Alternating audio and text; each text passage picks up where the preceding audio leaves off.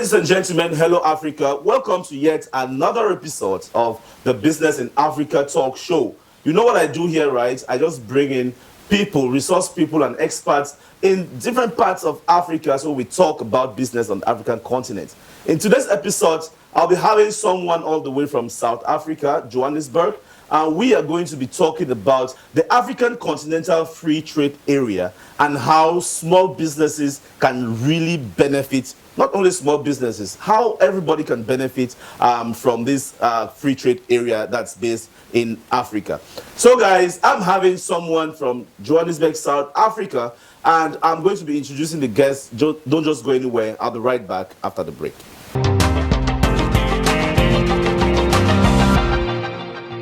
Welcome back, ladies and gentlemen. As I told you, today's show is going to be special because we'll be talking about something that entrepreneurs like you, business people like you should know about. And I'm here with an expert from South Africa. He is no other but Miyelani Mkhabela. You're welcome to the show.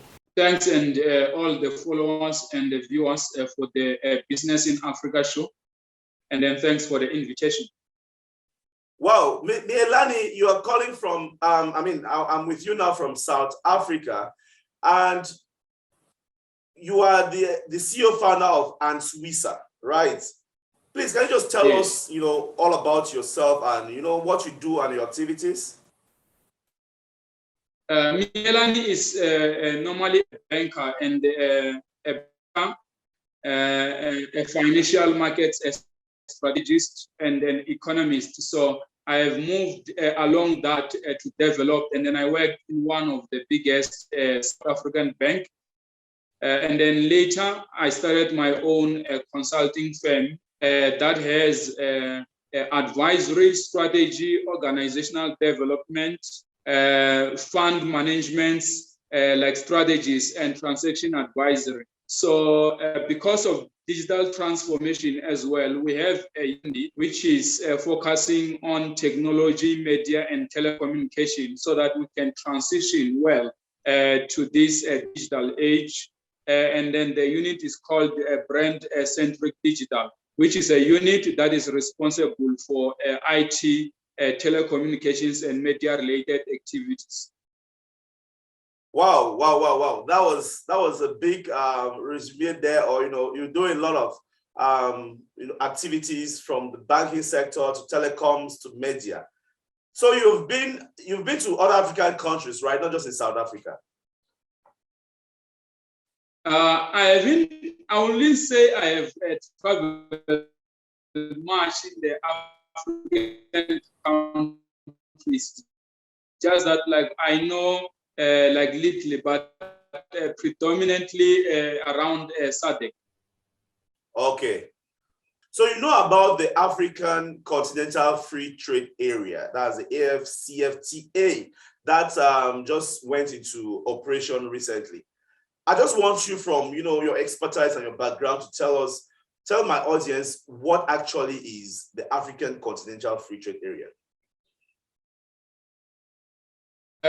From where I come from,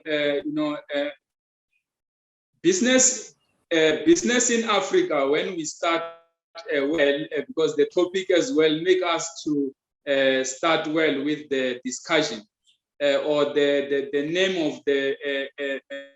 of the show, Business in Africa, makes us to start well with this discussion of the Africa Continental Free Trade Agreement, because it is in line with what needs to be done. What has been happening is Africa has been importing a lot of products. It will be even agricultural products, material, and other materials from all over the world. It can be Europe, it can be the Americas market, it can be in the Asian market. But the Africa Continental Free Trade Agreement is one of the economic strategies of the African Union to come up with industrialization and make sure that Africa produce products, or Africa participate in the production of material resources in Africa to feed itself. So when you look, when I look at 2010 and 2019, we have been doing our Antswisa Africa material resource forecast to 2060. And then we find that the materials that Africa was producing 2010 and the materials that Africa has been producing 2019, it has decreased with around, some countries decreased with about 3%, some countries decreased with around 5%, which the Africa Continental Free Trade Agreement and the young people in Africa, because now young people in Africa are educated, will be able to look at the markets like textiles and other material resources and food security to produce in those areas. It's either a small business or it's either a medium-sized business, and then it can be as well big businesses, because the continent has big market. You know, like when you look on the consumption of materials in Africa, and when you look on the production of materials, you find that Africa is consuming more products, but it is not producing a product. So we are having a population that we can take advantage of. And what Antswisa Transaction Advisory do is to assist small, medium, and large companies to start this kind of businesses so that it can participate in this trade bloc that is open for the entire continent.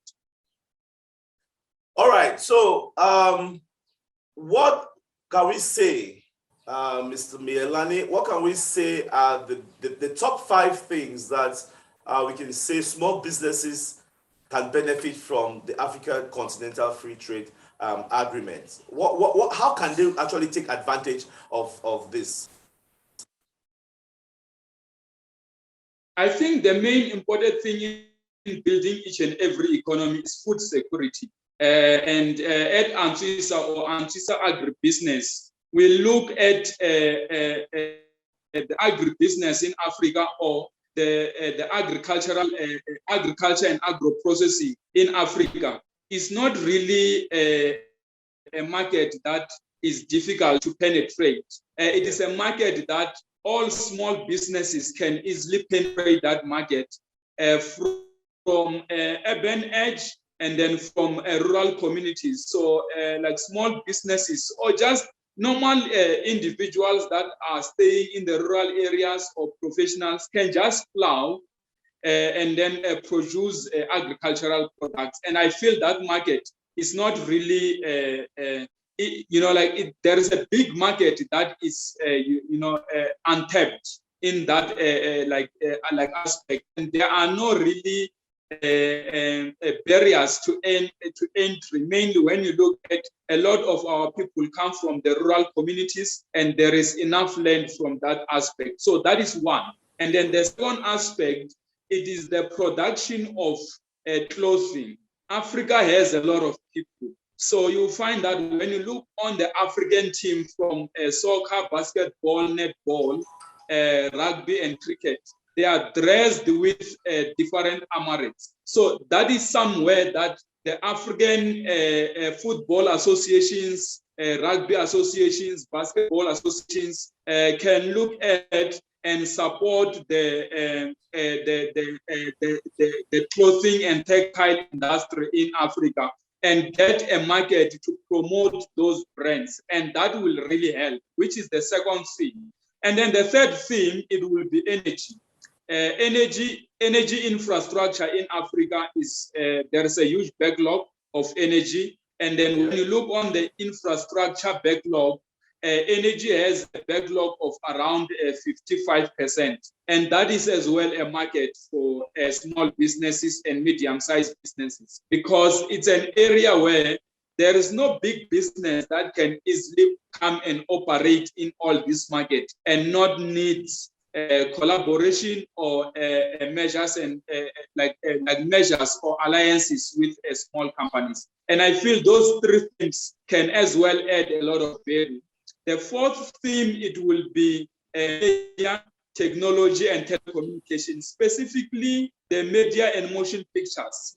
You know, when you look on the films, you look on digital transformation in Africa. It's an area where our people are having now digital marketing, web development, and they can as well produce movies, and they can have platforms like Business in Africa that are part of the on-demand TV, or that are part of the video on demand.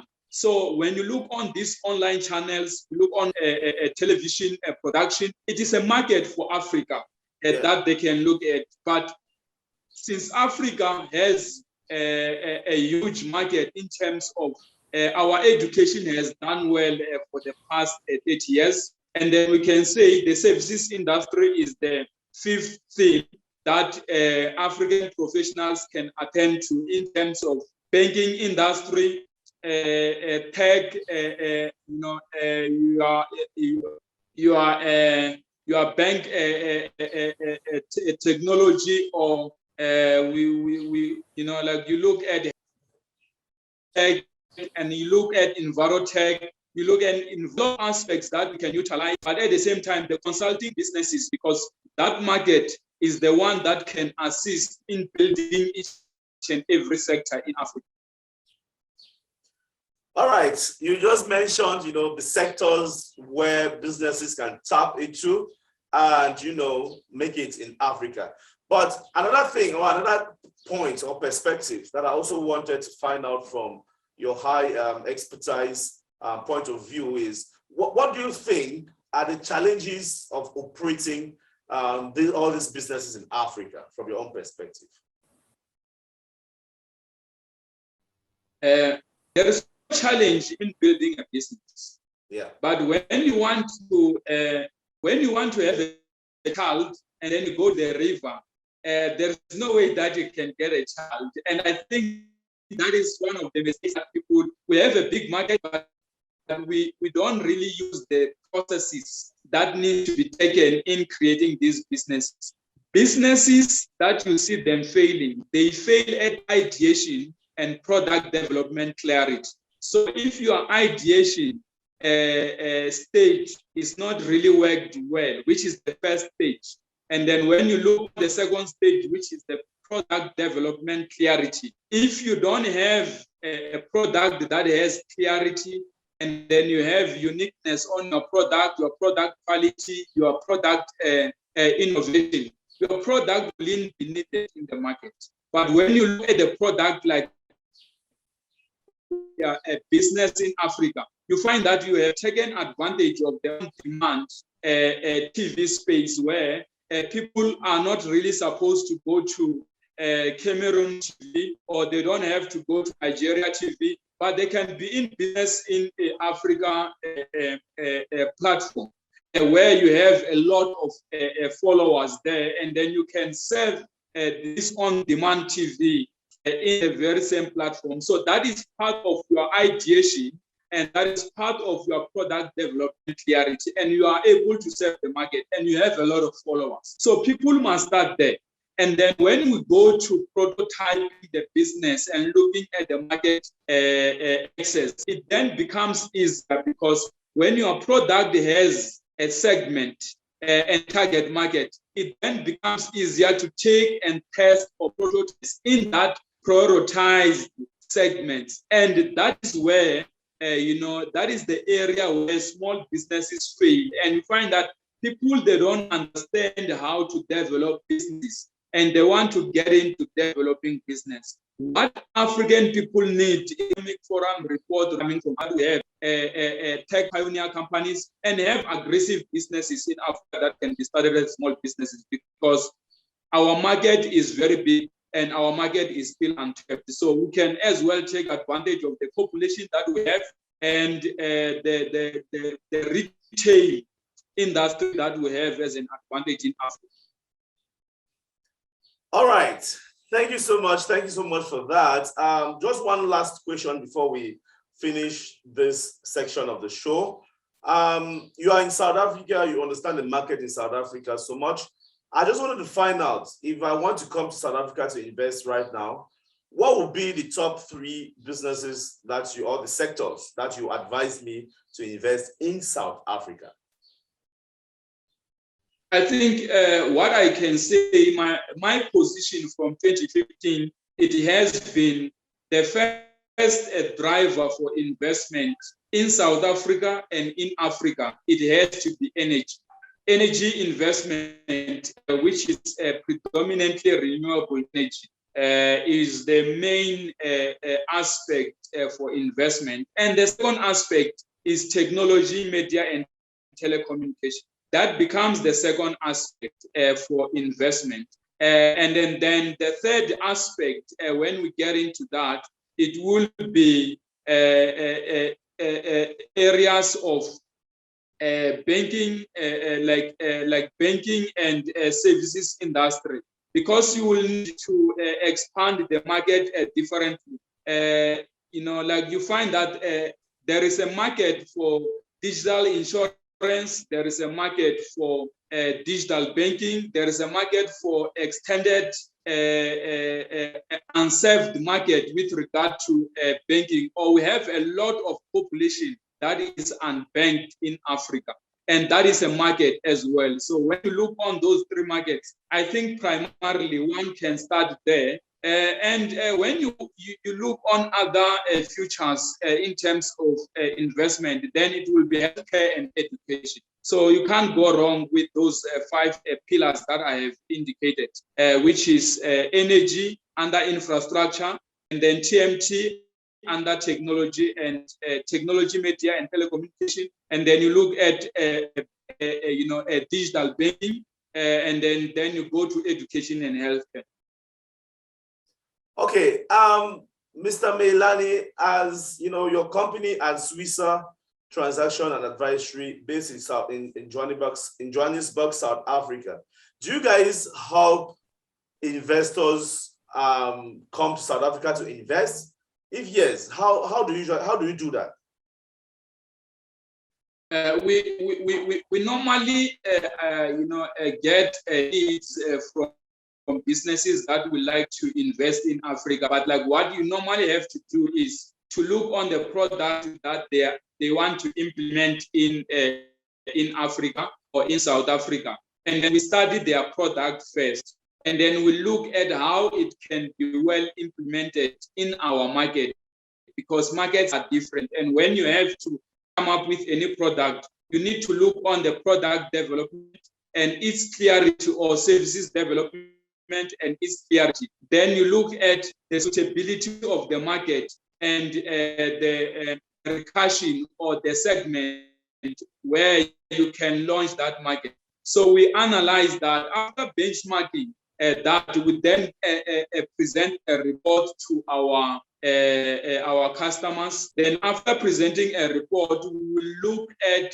a relationship where we can test the market as a prototype. And then from that level, that's where we look at the product where it has, a product take, or, like there is reluctance, or there is probably a lot of other players that might maybe have a bigger share, and consumers are not really willing to shift from that angle. But coming up and launching products in Africa is not really a difficult thing, because African people are willing to test the products from the word-go, and then you can really work on that. But the most common aspect is on research and benchmarking of the product.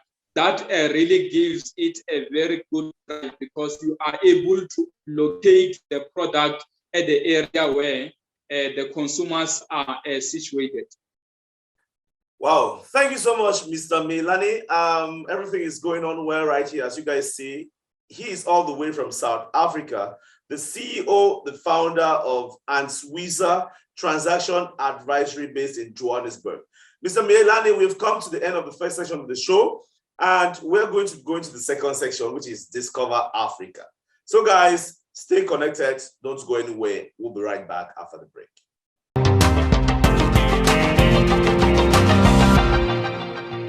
Ladies and gentlemen, welcome back to the second slot, or the second section of the show, which is Discover Africa.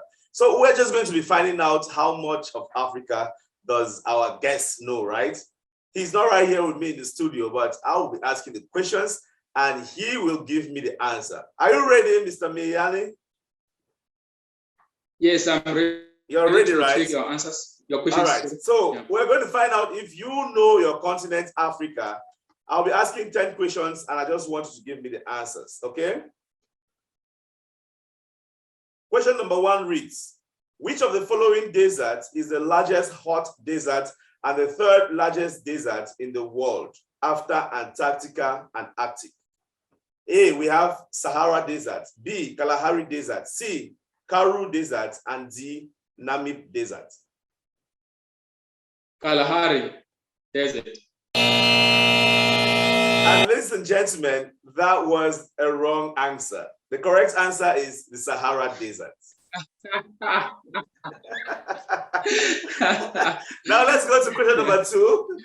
Question number 2 reads, up to 70% of which of the following countries is covered by the Kalahari Desert?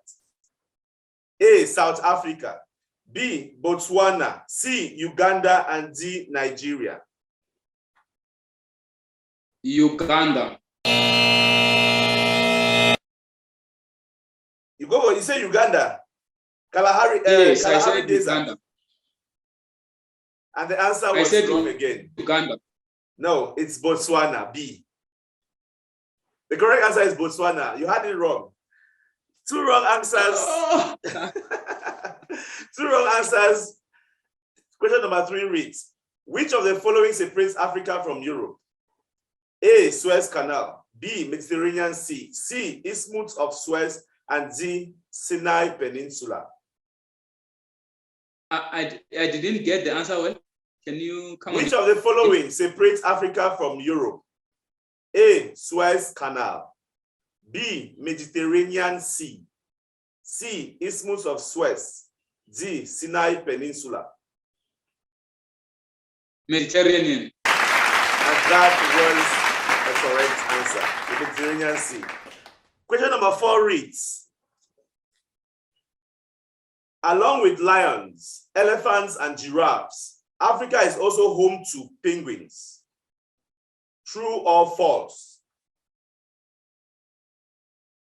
I didn't get your Along with lions, elephants, and giraffes, Africa is also home to penguins. True or false? Yes, true. That's the correct answer. 2 questions right, 2 questions wrong. Let's go to question number 5. Which of the following is the judicial capital of South Africa? A, Pretoria. B, Bloemfontein. C, Cape Town. And D, Johannesburg. You need to, like, we have like different come with your answer, with your question. Which of the following is the judicial capital of South Africa? Okay, Bloemfontein. And that was the correct answer, Bloemfontein. So we have Bloemfontein, yeah. Yeah, that's the correct answer. Question number 6. How many time zones are in Africa? A, 4, B, 5, C, 6, and D, 7. How many time zones are in Africa? We have 4 time zones. And that was a wrong answer. There are 6 time zones in Africa. 6 time zones in Africa. 3 right answers, 3 wrong. Question number 7.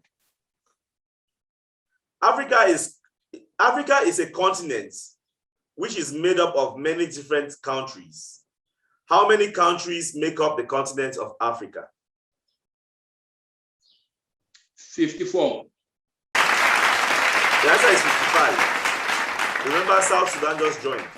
Yeah, officially we know 54 countries. So the other ones, it will be like a recursion there and a recursion there.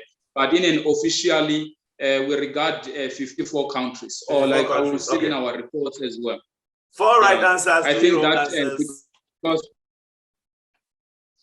Right. 4 right answers, 3 wrong answers. Question number 8. Which one among the following is not a landlocked country in Africa? Which one among the following is not a landlocked country in Africa? A, Botswana, B, Zambia, C, Lesotho, and D, Nigeria.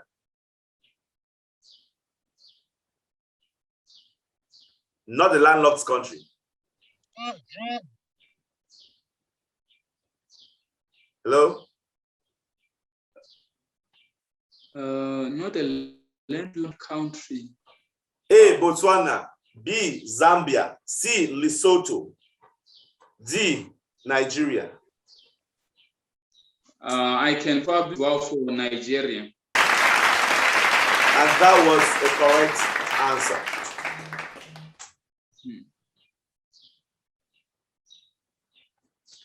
So how many? So you have 5 correct answers, 3 wrong answers. And now let's go to question number 9.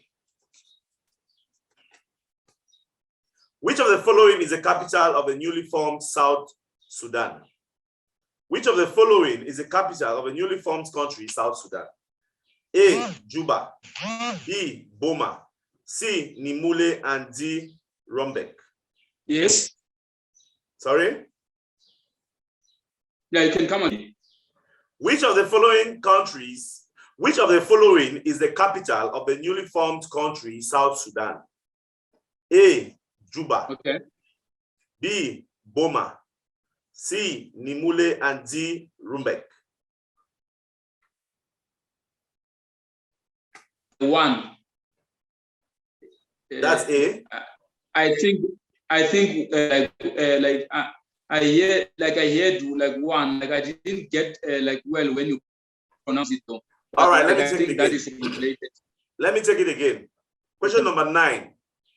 Which of the following is the capital of newly formed country, South Sudan? A, Juba. B, Boma. C, Nimule, and D, Rumbek. B. And that was a wrong answer. The correct answer is A, Juba. 5 right answers, 4 wrong. Let's go now to question number 10.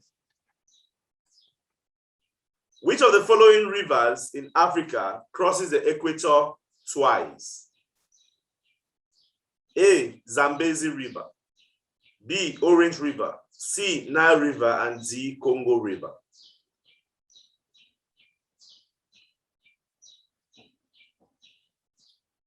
You are saying it crosses where? Which of the following rivers in Africa crosses the equator twice? Okay. A, Zambezi River. B, Orange River. C, Nile River. And D, Congo River.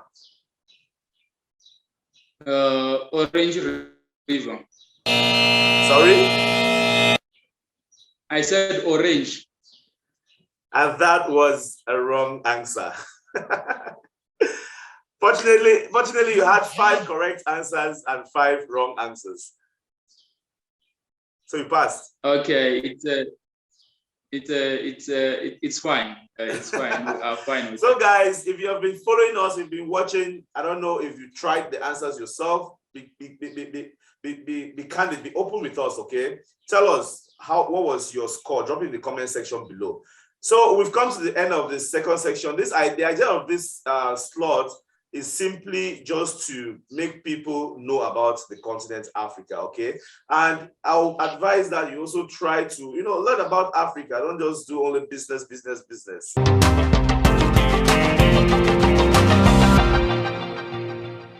Ladies and gentlemen, welcome back to the show. We are right here on the Business in Africa talk show, and I'm still in the studio here with Miyelani Mkhabela from South Africa.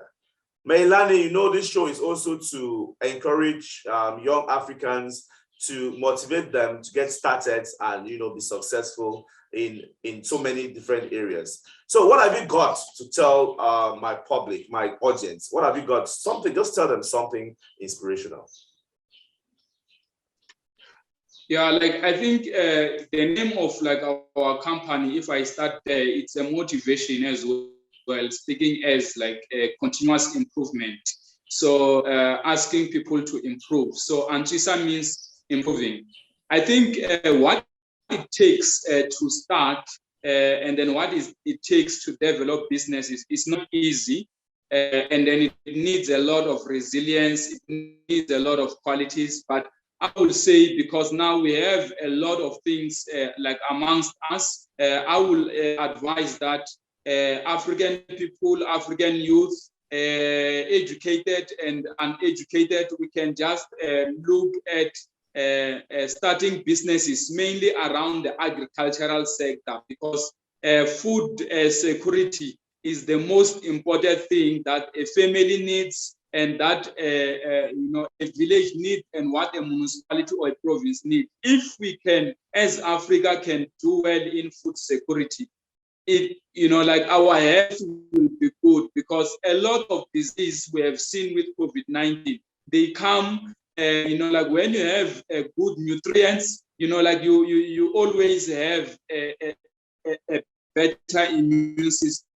So it will be good if we can go back to the basics of attempt to engage in the agricultural sector and then produce a lot of food, so that we don't buy food, or we buy food in a very affordable price. I don't think it makes sense for people from Africa to buy food from European countries and Asian countries. And I think it's one of the things that we really need to sleep today, or whenever you watch this show, let's sleep and reflect on producing more food for our families, and we start feeding ourselves as opposed to buying food from the retail chains. And I have been inspired by the Kenyan market, and then I have been inspired by the Rwandan market. When we look at this big retail giant, when they try to go and operate businesses in those areas, it's difficult, because at like your Rwanda, at your Kenya, and at your Nigeria, you find that they are having their corner shops, the small retails that are staying in the corner of like like the streets, and those retails are assisting to bond with families. And with food security and those small retails, I think we are able to feed our continent with small scale farming. And we can start from there, and then that will be a small win that make a lot of impact in Africa, because buying a lemon during COVID-19 with 5 friends, it is not reasonable. While when you are at my province, you can get a lemon with 1 rand, or you can get a lemon with 50 cents. So when you are at Limpopo, you get a lot of fruits at an affordable price. And then when you get into Johannesburg, so I think it's one of the things that we need to look at rural people to be producing food, and the people of Africa that have urbanized, they can as well remember where they come from, and then during weekends, they can visit home. It can be once in a month, visiting home and have a farm in your hometown, and that will assist Africa in food security. It's small things that makes big things. And then the why of agriculture is one of the main things, because it must be a purpose for all of us, and everyone in Africa needs to participate in that, regardless of white collar or blue collar. All right, ladies and gentlemen, that was Miyelani Mkhabela from South Africa, and you just heard him right. He says we need to be able to grow our own food here in Africa. There is no need why we should be importing from Europe or America. Thank you so much for coming to the show, Miyelani. Thanks very much, and all the followers and the and the viewers. And then we encourage that they follow the business in Africa, and then they as well follow and visit Antswisa Transaction Advisory, and then we'll assist them in how to start their businesses. Thanks very much. Thank you so much. And that was the CEO founder of Antswisa Transactions Advisory in South Africa. As you all heard, he is someone who understands the continent so much, and he's based in South Africa. If you want to do any business, hey, you can just contact him directly. The numbers are on the screen, so you get advised about South Africa as well, okay?